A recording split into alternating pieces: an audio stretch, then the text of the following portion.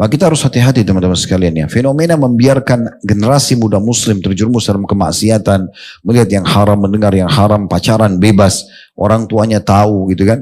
Dan itu bermula dari hal-hal yang sepele. Tidak dibiasakan pakai hijab, tidak diajarkan mana halal dan haram tentang agama.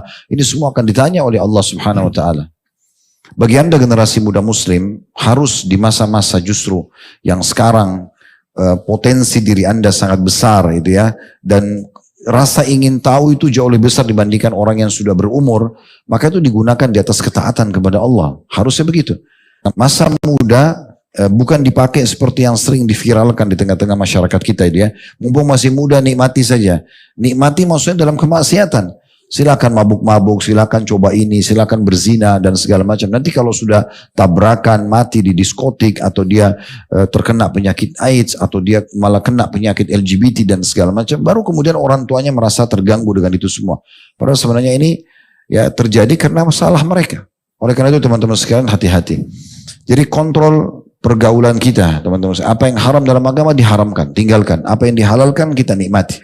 Saran kami kepada anak-anak muda, lebih banyak majelis ilmu, lebih banyak menekuni ilmu agama ini, dan juga kalau Allah masih mudahkan atau sudah mudahkan, mereka menikah. Kata Nabi SAW, ya ma'syarasy syabab, wahai sekalian anak muda. Nabi SAW panggil yang masih muda-muda memang.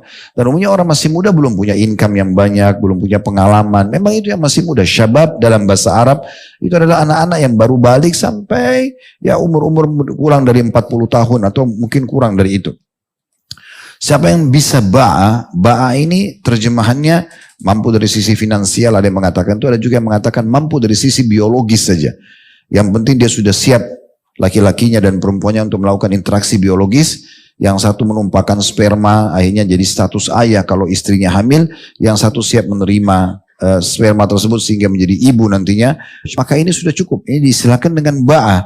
Maka fal yatazawwaj, menikah saja. Kalau ada di antara kita tidak bisa mengontrol syahwatnya, maka ikuti lanjutan hadisnya.